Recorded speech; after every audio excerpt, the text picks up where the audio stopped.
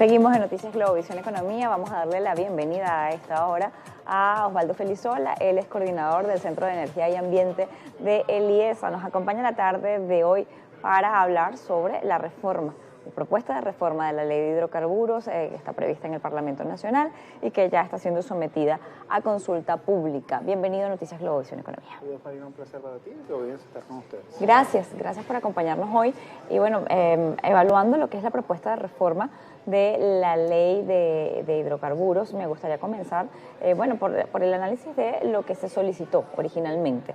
En el caso de la presidenta encargada, le solicitaba al Parlamento incorporar allí elementos que estaban contemplados en la ley antibloqueo. El marco en el que se daba la ley antibloqueo era un marco muy distinto al que estamos viviendo hoy. Sin embargo, esas sanciones persisten. Ya hay una comunicación de que en las próximas horas o en los próximos días podrían eliminarse algunas sanciones para que estas empresas puedan efectivamente operar una vez se dé esta reforma. Hay varios aspectos legales que conversar, pero me gustaría conocer cuál es la visión que ustedes tienen desde el Centro de Energía y Ambiente en función de si es viable o no esta reforma y qué efectos puede tener. Pero lo que hay que entender es que la ley antibloqueo es una ley de emergencia, no tiene un rango tan grande como tiene una ley orgánica, siguiendo el escalafón.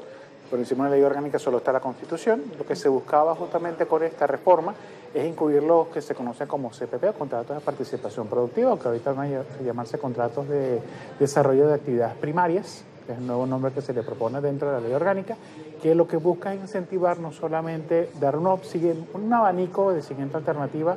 Recordemos que actualmente la ley de hidrocarburos solamente permite el uso de empresas mixtas, donde PDVSA tiene más del 50% de las acciones y tiene control total sobre las partes de los aportes de capital.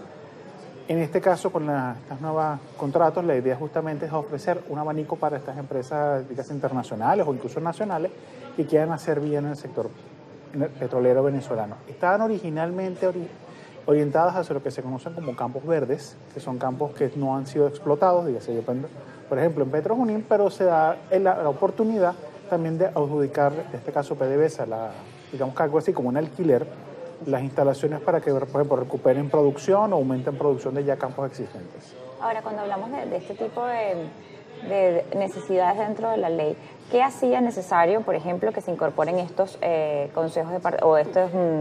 contratos de participación productiva bajo el nuevo nombre que se le está dando allí? ¿Qué beneficio trae eso? El primero y más importante de todos es que se le dan más opciones al privado. Anteriormente PDVSA, dígase el socio B, estaba muy restringido, prácticamente recibía capitales y todo quedaba dentro del control de PDVSA, tanto la parte de comercialización, dónde se va a vender ese crudo, cuáles son las inversiones que se van a hacer, cuáles son los equipos que se va a comprar. Ahora se está dando mayor control al privado, puede directamente vender crudo siempre y cuando logre garantizar que consiga un precio mejor que consigue PDVSA. Puede comprar sus propios equipos, puede hacer una repatriación de capitales y probablemente el punto más importante que está proponiendo la ley es que se permite un acuerdo entre las partes para ver quién va a ser el árbitro en todos los procesos dependiendo de diferencias contractuales. Por ejemplo, la ley original, es decir, la actual ley orgánica, solamente permite que se haga desde el Tribunal Supremo de Justicia venezolano.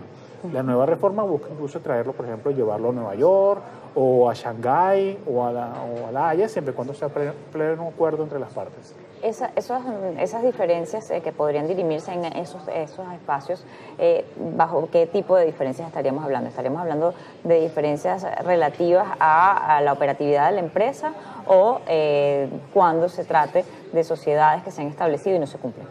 Puede ser, por ejemplo, que entre las partes no cumplen con los acuerdos o, por ejemplo, vamos a hacer un caso extremo, el socio privado consigue, por ejemplo, que no logra cumplir con todos los puntos de PDVSA y PDVSA quiere demandarla en una cierta medida.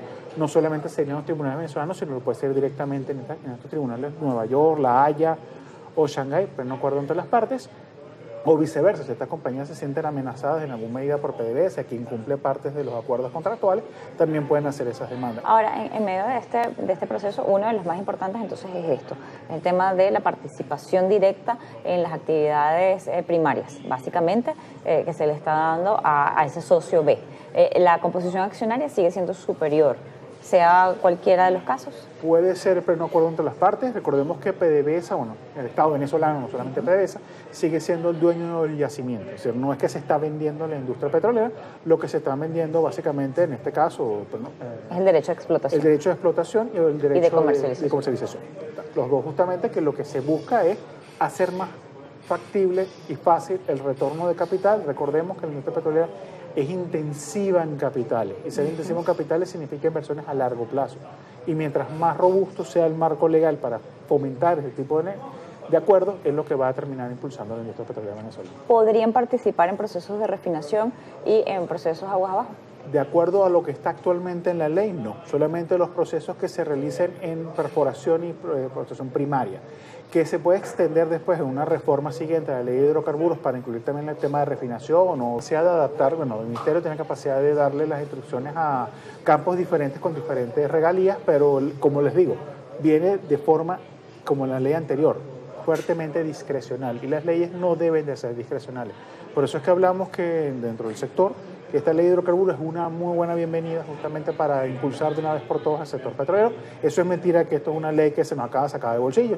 Esta ley viene en discusiones desde hace muchos años. Probablemente será, junto con la Constitución, una de las leyes más discutidas. Creo que desde su reforma. Prácticamente, cuidado, el día antes de que la aprobaran. No había terminado de secarse la tinta cuando ya la estábamos discutiendo. Pero también quedan muchos temas que nos quedan pendientes y vemos como que esta ley, a pesar de que el hecho es un buen inicio, no debe ser el final. Hace falta seguir reformándola. Se habla de que, y muchos han considerado o han señalado, que puede haber un carácter inconstitucional de esta reforma, producto de que la reserva de esto le pertenece al Estado y que se podría estar interpretando como que se le está dejando esto. Sin embargo, la tenencia sigue siendo de PDVSA. Igual, tendría que ser el Tribunal Supremo quien efectivamente determine el carácter constitucional o no de esta reforma. En medio de este proceso, ¿qué tan vulnerable o no puede estar la soberanía cuando efectivamente, siendo el socio A o el primer socio, no tienes el dinero para operar el proyecto y al final termina quedándose ese petróleo bajo tierra, mientras el socio B sí puede tenerlo y evidentemente debería tener entonces mejores condiciones o incentivos para lograrlo?